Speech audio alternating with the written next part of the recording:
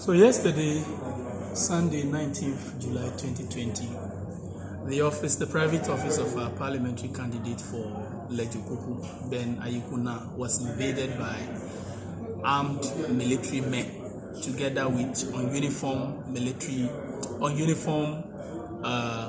personnel supposedly from the National Security Council. And their mission was that they had picked intelligence that our parliamentary candidate, together with constituency executives, had mounted a registration center at his office and was registering people in the night. So when the military officers and the unarmed men invaded the place, the first thing that our parliamentary candidate requested from them was to show their search warrant, because according to them, they came there to search the office. They couldn't produce anything, and so he resisted that he was not going to allow them to search the place, even though he was not doing anything illegal in that office. But they used force. They entered, they locked the office, they held them incommunicado, and then they demanded that they search the place. Indeed, they searched the place. They couldn't find anything except a desktop computer that he had set up his office to be collating the daily registration figures. And the IT officer, they met him there. He was equally keying in the figures that were recorded on the first day of the third phase. But for whatever reason, they said they had to take the desktop computer away. And it is intriguing to note that as media men, you've visited a number of registration centers. There's no registration center in this country where the registration officers are using desktop computers. It is not happening anywhere. All the registration officers are using laptops. But even though the military officers went there and they saw desktop computer, only desktop computer without scanners, without any BVR kit, they insisted that there was registration going on. So we thought that what they did, they went there not with the intention of going to look for persons registering there, but they went there with the intention of harassing our parliamentary candidate, because at the time they went there, our parliamentary candidate was in a meeting with traditional leaders from Teshi. And for whatever reason, they went there to harass them, lock the traditional leaders up. And it took the vigilance of the people of Teshi to man up and resisted what they were doing. When they realized that the people had overpowered them, they called for reinforcement. When they called for the reinforcement, they were able to confiscate the desktop computer and they moved it to the Central Police Station in Accra.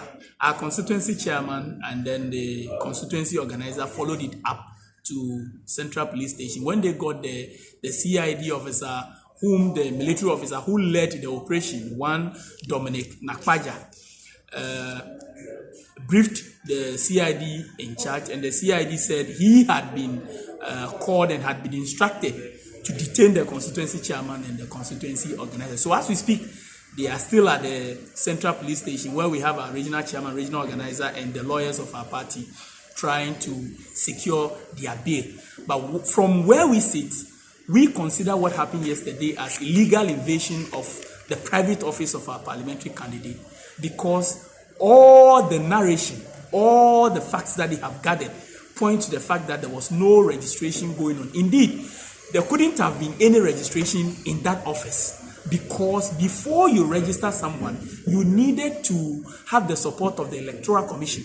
When they got there, there was no official of the Electoral Commission there. So why would you conclude that there was registration going on there? It is not illegal to get the printouts from the Electoral Commission. Indeed, the Electoral Commission itself has come out that at the start of the registration, at the end of the registration, they print out the copies and give copies to the various agents of the political parties. And they in turn hand them to their constituency executive or whoever is in charge. And they also do the analysis with it. So it was not wrong for our parliamentary candidate and his team to be drawing analysis on the printouts, but for some unknown reasons, for whoever commanded the officers to go there and invade the place, we are yet to know. So we have been asking questions. Is it the case that the president, who is the commander-in-chief of the Ghana Armed Forces, instructed the criminal gangs to invade that office, or it is the Minister of Defense, or it is the Member of Parliament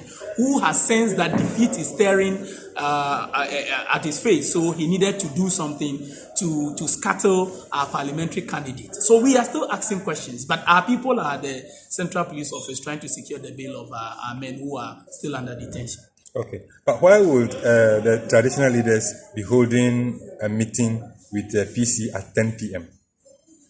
The meeting was not at 10 p.m. The military officers invaded the place at 7 o'clock p.m. And in fact, even if the meeting was at 10 p.m., what was wrong with it?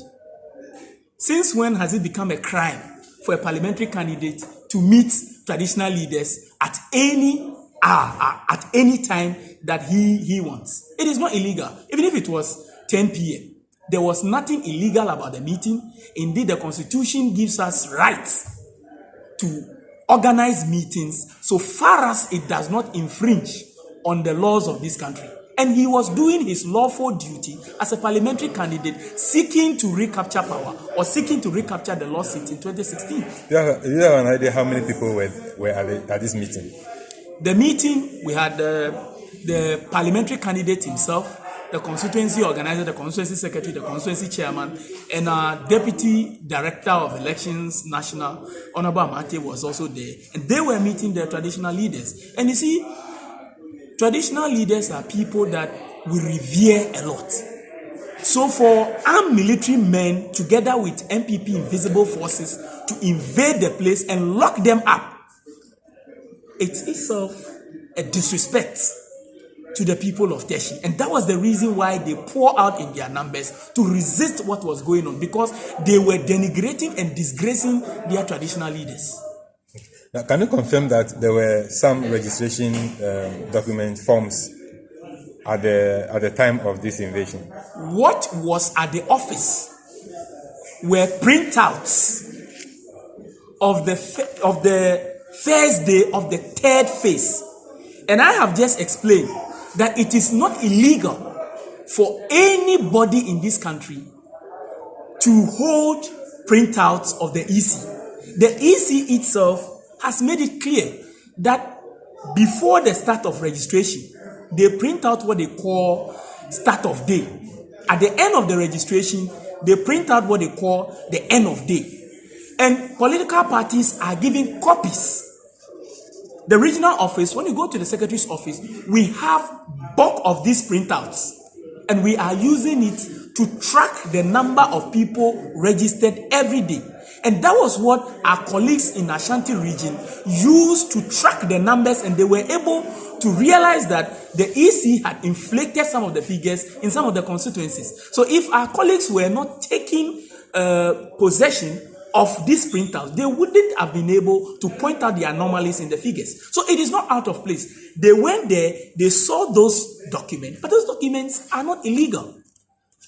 And as we speak, the Electoral Commission has not made any complaints or has not reported to any police station that the 8,000 BVR kits that they have deployed for their registration, one is even missing. No report has been made. So if you claim that someone is registering people illegally in his office, where did they get the BVR kits? And in fact, before you even open the machine, you needed an official of the EC to do that.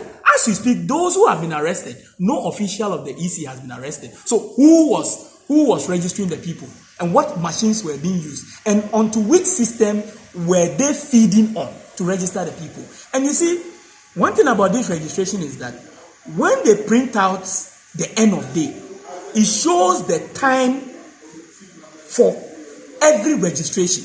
So if they claim that people were being registered there, and they have in their possession printouts, they should point out that somebody was registered after 6 o'clock.